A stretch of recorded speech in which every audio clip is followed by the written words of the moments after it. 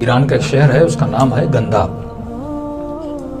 وہاں کے مولانا فرماتے ہیں جیسے ایام ازاں آئے تو میں مجلسیں پڑھنے گیا اور واپسی پہ بہت دیر ہو گئی آتے آتے، تو اب ڈر لگ رہا تھا کوئی لوٹ نہ لے، کوئی چور راستے میں مل نہ جائے۔ کہتے ہیں جیسے میں اپنے گاؤں کے اندر انٹر ہوا تو بالکل تھوڑی دیر کے بعد میں نے علی گنداب کو دیکھا۔ یہ اس گاؤں کا جیسے لوفر کہو، بدماش کہو، ایک شرابی آدمی تھا، چوریاں کرتا تھا، لوگوں کو تنگ کرتا تھا، اذیتیں دیتا تھا۔ تو جیسے میں نے دیکھا، مولانا فرماتے میں پریشان ہو گیا، اب رات کا وقت ہے، یہ کچھ بھی کر سکتا ہے، اور نشے کی حالت میں تھا۔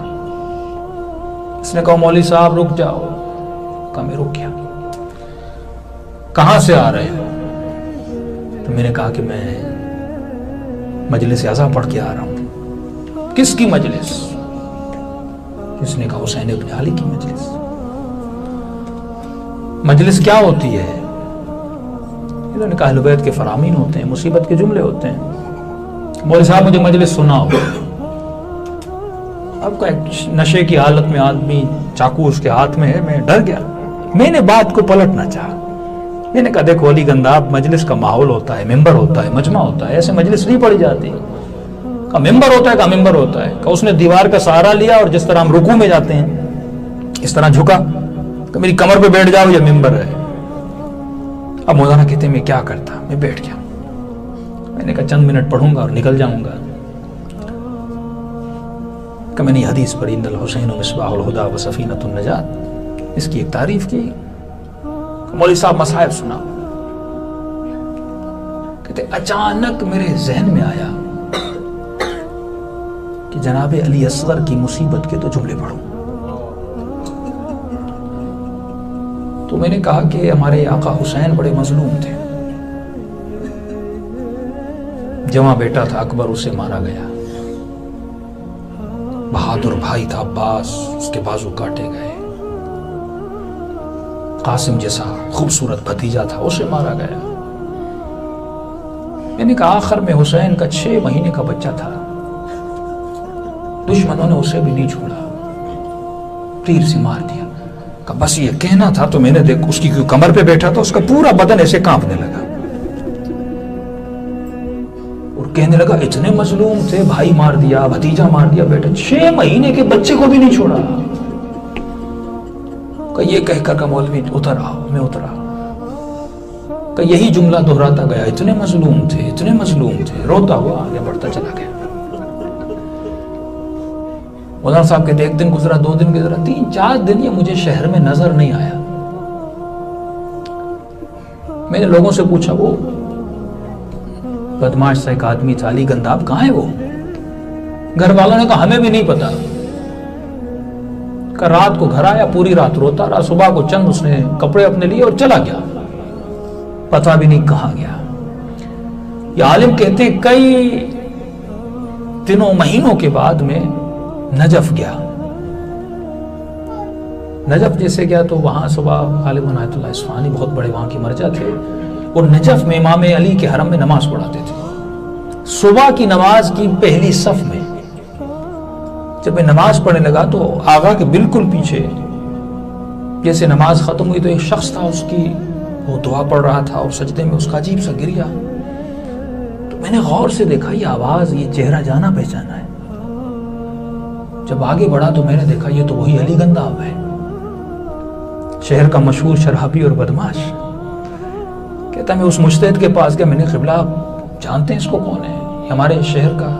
کہ مجھے نہیں پتا یہ کون ہے، لیکن جب سے نجف آیا ہے اس سے بڑا ہم نے عابد نہیں دیکھا۔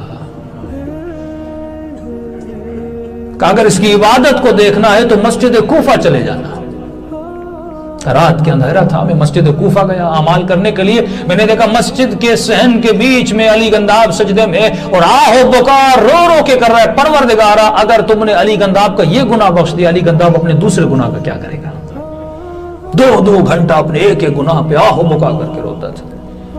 کمی پریشان، لیکن انسان جب بدلتا ہے اس کے بدلنے کا جو ٹرننگ پوائنٹ ہوتا ہے، اہل بیت دلوں کو دیکھتے اور اس بندے کو کہاں سے اٹھا کے کہاں تک لے گئے۔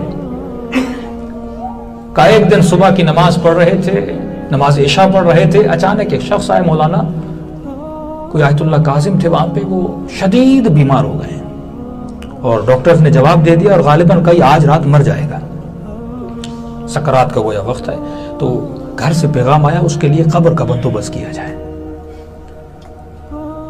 آقا اصفہانی نے کہا ٹھیک ہے، کہ بالکل امام علی کے دروازے کا جو انٹرنس ہے، کا یہ بہت بڑا مرجع ہے، اس انٹرنس پہ اس کی قبر بنائی جائے۔ کہ رات کو طالب علموں نے قبر کو کھود دیا، قبر تیار ہوئی، کہ صبح کی نماز کے بعد غسل کفن ہوا تو اس کو دفن کر دیں گے۔ کہ صبح کی نماز ہو گئی، انتظار میں تھے، آقا نے پیغام بھیجا کیا ہوا، ان کی طبیعت بہت خراب تھی اور آپ نے کہا غالباً مر جائیں گے۔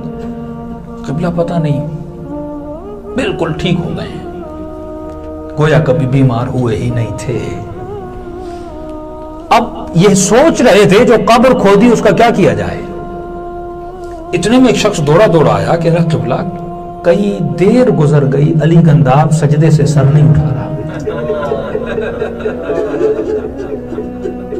آقا اصفہانی آگے بڑھے، آواز دیکھے علی اٹھو اٹھو، لیکن دیکھا نہیں، سر یہاں پلٹا اور روح پرواز کر کے چلی گئی۔ اس وقت آقا اصفہانی نے یہ جملہ کہا علی نے اپنے علی کے لیے قبر کھدوائی تھی۔ فیضان محترم، یہاں دیر نہیں ہے کسی چیز کی۔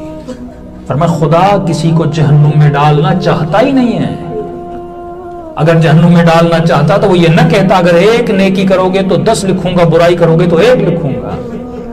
اگر وہ جہنم میں ڈالنا چاہتا تو یہ نہ کہتا ایک مرتبہ خلوص سے دل سے دعا کرو میں تجھے بخش دوں۔ اگر وہ جہنم میں ڈالنا چاہتا تو علماء عرفا فرماتے وہ کبھی سیدہ کو خلق ہی نہ کرتا۔ وجود سیدہ ضامن ہے کہ وہ جنت میں بھیجنا چاہتا ہے۔ کتنے بہانے خدا بناتا ہے، کبھی کہتا ہے شب جمعہ آ جا، کبھی کہتا ہے عاشورہ کے دن مجھے حسین کا واسطہ دے، کبھی کہتا ہے 19 رمضان مجھے علی کے زخمی سر کا واسطہ دے، کبھی کہتا ہے مجھے ٹوٹی ہوئی پسلیوں کا واسطہ دے۔ یہ سارے بہانے ہیں کیونکہ وہ ہمیں جنت میں